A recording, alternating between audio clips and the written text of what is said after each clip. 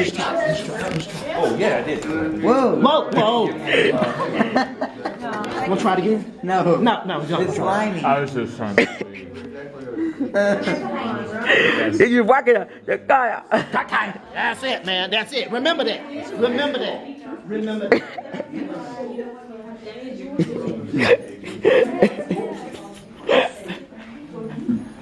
That man's cool. I got my phone. I'm gonna call the police on him. Man. Thomas.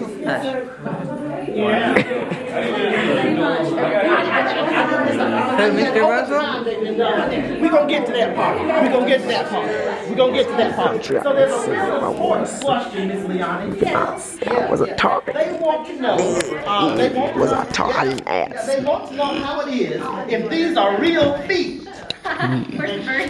Yeah, well, not that. They want to know the process about how we pulled our meat out. Why is it not nice and smelly?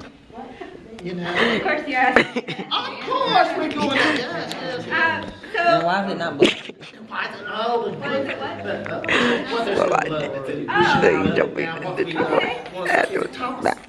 Yes, it is. Yeah, because I told Thomas we just. Yeah. So when a bird dies, birds die all the time, just like any animal dies. So when a bird dies and they make their way here to the museum, we want to put them to use. We don't want them just to like make this big cemetery of birds. So what we do is we stuff them and we make study skins, so that we can bring them out and show people. And we also use the information on these birds for data for our scientists to learn things about them. Wow. So they will process where they died and how old they were and how long they lived and where they were living, if we knew they had babies or not, that kind of thing. So when these birds die and we start to mount them or stuff them, if the body is not in really good condition but the feet are and they want to keep them, what they do is they actually cut the body off of the feet. This happens to be near its ankle, where we cut these off. So they just cut it off, and they put wires in them to make sure that these stay in the position that they're in. So there's actually wires running through these feet to make them lay flat like they are. And then after time, they dry them out. They'll put them in a freezer, which can dry things out really quickly, or in a dry box to dry them out. And that's how these end up being kind of dry, like you felt how dry they were. But that makes it so that there's not a lot of blood or anything in them either. And birds' feet naturally don't have a lot of blood in them. They have a lot of veins and arteries that they use to keep their feet warm or cold, depending on where they're staying. But they don't have a lot of blood running through them. Most of the blood in a bird's body is near its core, near its actual body. How long would be softer? Yes. It would be a little bit squishier, but birds' feet in general are very bony feeling. They don't have a lot of tissue or muscle on them. They have a lot of tendons, but they don't. They're not squishy like our legs are. Our legs have a lot of muscle. Yeah. Well, we use our legs to walk everywhere. Birds don't walk as often as people do. They walk to get to like their babies or to their nests, but most of what they do is fly.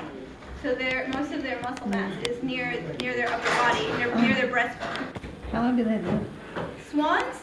Birds in general. Birds in general. And it depends on the bird, actually, because little birds, we'd be surprised if they live 3 or 4 years, but then we're learning more and more about them. Swans can live, I think 10 years is what the life expectancy of a swan would be. Okay. The bigger they are, the longer they live. The fewer babies they have.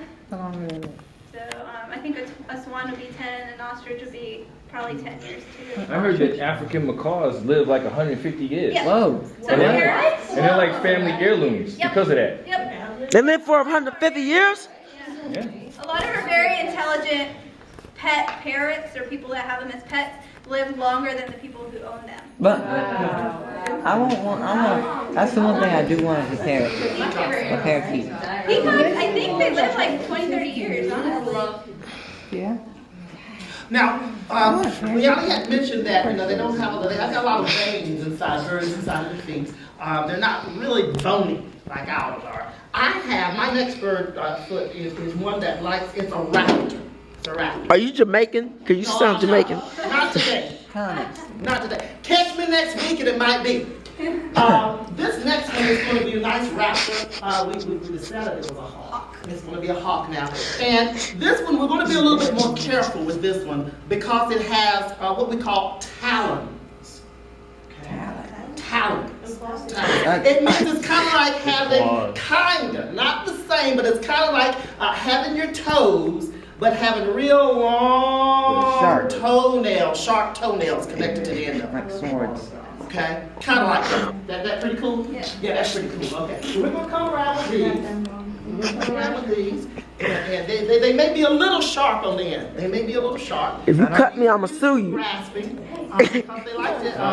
The primary thing that they're gonna do with them, other than hold on to them, is when they get their food. Okay. They like to hold on to them with their food.